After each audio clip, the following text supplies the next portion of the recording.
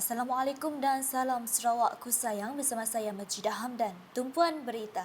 Gagasan tiga kesatuan sekerja dari Lembaga Hasil Dalam Negeri Malaysia LHDNM, Kumpulan Wang Simpanan Pekerja KWSP Sarawak dan Pertubuhan Keselamatan Sosial Perkeso melakukan kunjungan hormat terhadap Premier Sarawak Datuk Petinggi Tan Sri Dr. Abdul Rahman Zohari Tun Datuk Abang Openg di Wisma Bapa Malaysia di Kuching pada Jumaat. Kunjungan yang diketuai Presiden Kesatuan Pekerja-Pekerja Lembaga Hasil Dalam Negeri Seru, Muhammad Abdul Manaf, itu bertujuan untuk berbincang bersama Premier Sarawak mengenai sokongan pihaknya terhadap ketiga-tiga agensi tersebut. Bercakap kepada media, Muhammad Abdul Manaf memberitahu ketiga-tiga agensi ini agak diasingkan ke atas kerajaan Sarawak terutama dari segi membantu dalam kutipan cukai termasuk aktiviti di peringkat negeri. Tujuan kunjungan hormat tadi adalah dengan Premier Sarawak adalah berbincang tentang sokongan pihak Kesatuan Pekerja untuk agensi yang diasingkan iaitu KWSP, Perkeso dengan Lembaga Hasil ke atas kerajaan negeri lah. Terutama sekali dari segi membantu kerajaan negeri dari segi kutipan cukai dengan sumbangan Perkeso lagi dari segi kata orang aktiviti di peringkat negeri dengan KWSP sekali lah sebenarnya. Untuk Lembaga Hasil dengan Perkeso should be okay sebab kita sebenarnya mendukunglah sokongan kita pada pihak kerajaan negeri Sarawak, terutama sekali usaha Premier Sarawak dalam memajukan negeri dengan kadar kutipan cukai yang kita cuba support daripada golongan pekerja di Sarawak. Kemudian pada tahun lepas pun pihak Sarawak, collection cukai Sarawak pun telah meningkat sebenarnya.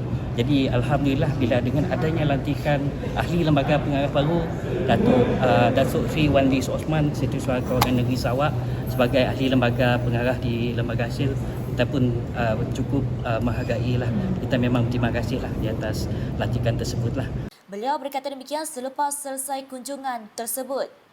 Dalam pada itu, Presiden KWSP Sarawak Roni Khairuddin turut menyatakan bahawa kunjungan tersebut juga bertujuan untuk memohon kerajaan negeri membantu pegawai-pegawainya untuk mendapatkan hak tuntutan menerima elan wilayah.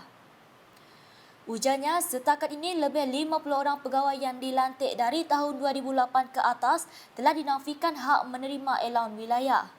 Kami memang berharap pihak kerajaan negeri Sarawak dapat membantulah untuk anggota-anggota KWSP Sarawak yang lantikan 2008 ke atas, mereka dinafikan hak allowance wilayah mereka lah. Jadi itulah misi utama untuk KWSP lah, berjumpa dengan Premier kita pada pagi tadi. So coming soon pun kalau ada yang lantikan baru pun memang tiada ya, saya dah allowance wilayah. Setakat ni Premier telah memberi kata dia akan merujuk kepada ahli lembaga lah.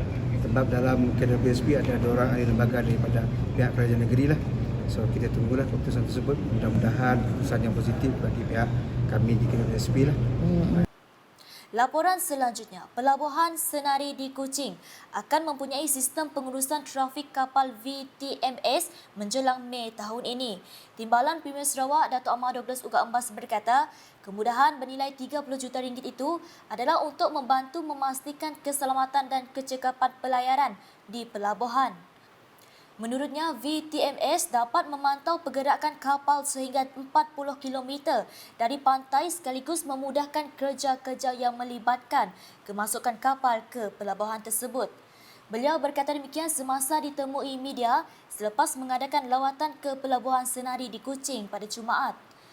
Sementara itu, beliau yang juga Menteri Infrastruktur dan Pembangunan Pelabuhan yang turut melawat projek Jambatan Sejingkat menjelaskan projek yang bernilai 365.7 juta ringgit itu kini 12% lebih awal daripada jadual dan dijangka siap pada Jun 2025.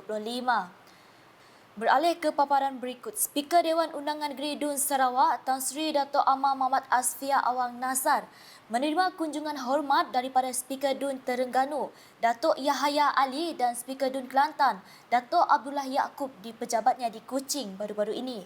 Dalam kunjungan hormat itu, perbincangan telah dilakukan berkaitan cara memperkasakan institusi legislatif untuk menjadi salah satu institusi yang penting atau setaraf dengan institusi eksekutif dan kehakiman seperti yang termaktub dalam Perlembagaan Persekutuan.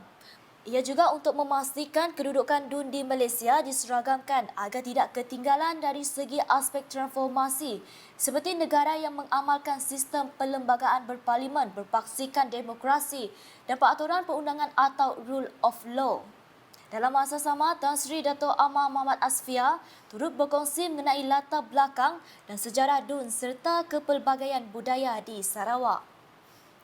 Sedikit laporan dari Dewan Negara. Kerajaan perpaduan di peringkat pusat perlu lebih stabil dan utuh untuk menjamin kestabilan politik, pertubuhan ekonomi dan menjamin kesejahteraan rakyat.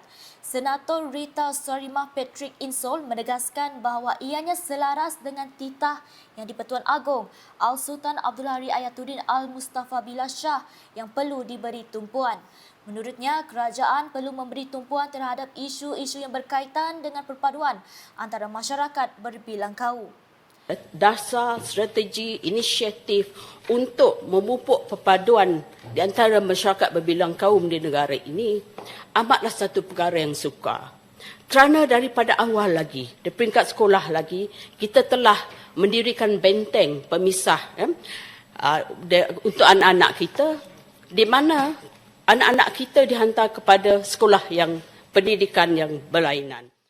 Sementara itu, beliau mencadangkan agar Kementerian Peladangan dan Komoditi teruskan memberi subsidi tersebut secara bersasar kepada kumpulan B40. Beliau turut menyuarakan tentang pembangunan luar bandar, terutamanya pembinaan jalan raya di Sarawak. Sementara itu, sebanyak 95 gerai yang mula operasinya di Bazar Ramadan Satok pada Khamis mendapat sambutan yang amat menggalakkan. Ahli Dewan Undangan Negeri Satok, Dato' Ibrahim Baki yang melakukan perasmian bazar berkenaan memberitahu Bazar Ramadan Satok menjadi tempat pertemuan orang ramai untuk membeli pelbagai jenis juadah berbuka puasa. Katanya menerusi pemerhatiannya, pelbagai kaum seperti Cina, India, Iban turut memeriahkan Bazar Ramadan yang dianjurkan oleh pihak Dewan Bandaraya Kuching Utara di BKU. Dato' Ibrahim menambah pembukaan Bazar Ramadan juga mampu membentuk keharmonian di kalangan masyarakat tanpa mengira kaum dan bangsa. Dalam pada itu, Bazar Ramadan Serian turut mendapat sambutan menggalakkan daripada peniaga dan pengunjung kawasan Serian. Ahli Dewan Undangan Negeri Bukit Semuja, John Ilus, telah menyempurnakan majlis perasmian Bazar Ramadan Serian pada Khamis. Menurut beliau, pelbagai lapisan masyarakat tanpa mengira bangsa dan agama telah datang ke Bazar Ramadan Serian bagi membeli makanan dan minuman. Selepas itu, beliau mengadakan walkabout, mengunjungi gerai dan berkesempatan menyerahkan apron kepada para peniaga. Bazar Ramadan Serian ini dianjurkan oleh Lembaga Amanah Kebajikan Islam Serian Lakis bersama Majlis Daerah Serian MDS. Sekian edisi malam bersama saya Majidah Hamdan. Berita lebih lanjut boleh didapati di semua platform media sosial UKAS, termasuk portal ukas.sarawak.gov.my dan UKAS Channel di YouTube. Sebelum mengakhiri Buletin UKAS, saksikan kemeriahan Bazar Ramadan di sekitar Bandaraya Kuching. #MebaFakta, salam UKAS.